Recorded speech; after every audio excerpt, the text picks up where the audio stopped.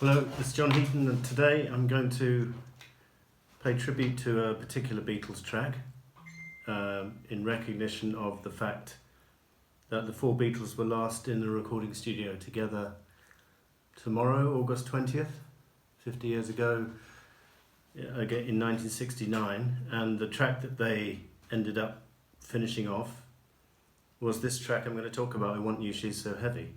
And it's a John track, although it was credited to Lennon and McCartney at the time.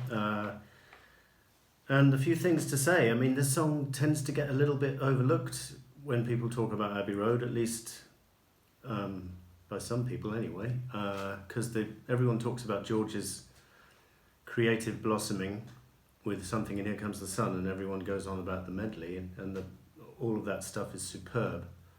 And a track like I Want You, She's So Heavy, slightly overlooked, and as a result, underplayed. And I mean, I think the whole of Abbey Road from start to finish is more or less flawless. I think it's about as close to perfection as an album can get. I really do. John plays lead guitar in this song, which is interesting. He doesn't often do that. It's quite bluesy. One gets the impression that all the other Beatles enjoyed playing on it. Some very effervescent bass playing from Paul. He's really running up and down the scale there on this song in particular. And by the way, if you could listen to the isolated bass of Abbey Road on YouTube and the isolated vocals as well, and I think the isolated guitar and stuff is also on there, and a few isolated strings.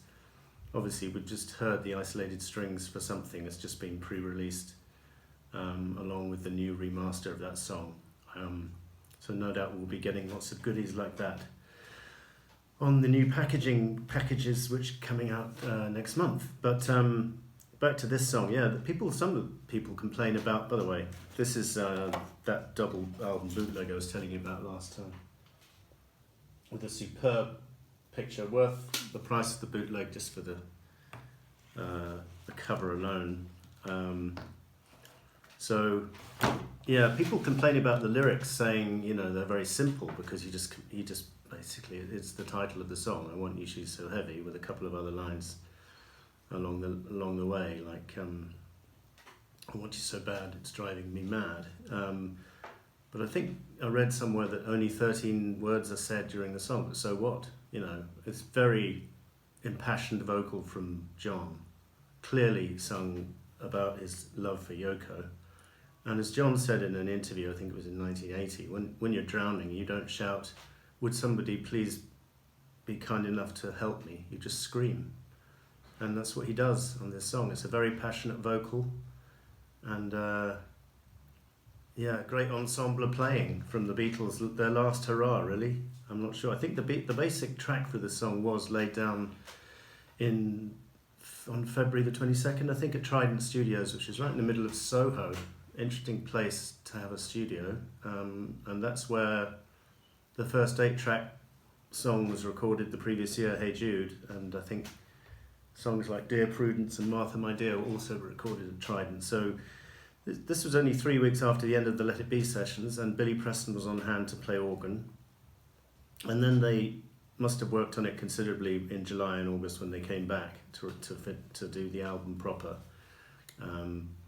As I say, it was the last song they worked on. I think what they were doing at the end is working on that ending with the unison guitars from John and George, the arpeggio guitar lines, and then that Moog white noise, which keeps building and building into a quite superb climax to the song. And John just apparently said to the tape engineer, cut it there, and then hence we have the song ending very abruptly into silence at the end of side 1, which is perfect, because then you spin the disc over and you put on side 2, and it's Here Comes the Sun. I mean, it's brilliant sequencing. I did read somewhere that at one stage John wanted all of his songs on side 1 and all of Paul and George's on the other side, or something like that. Wouldn't have worked, would a stupid idea. And also read that the two sides were reversed, so that the album was going to open with Here Comes the Sun and close with I Want You, She's So Heavy, which might have been interesting, but I think the way they did it was the right way to go. So John was persuaded by George Martin and Paul, presumably, to switch it round, but it was going to be the ending to the album. Can you imagine if the Beatles' last album had ended with that end to I Want You, She's So Heavy? It's a bit like the Sopranos ending with the fade to black. So that, yeah, I'm glad they changed it round. It's a very heavy song. It's probably not everyone's cup of tea. It's not kind of song you'd play to your granny, probably.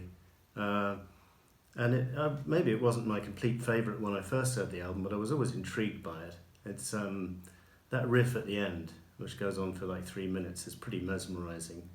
And as I say, John's on top vocal form, good backing vocals from Paul and George and John, and good drumming from Ringo, and very enthusiastic bass playing from Paul. So all in all, a bit of a lost gem, although it's obviously appreciated because it's on one of the best-selling albums of all time, so a lot of people know it.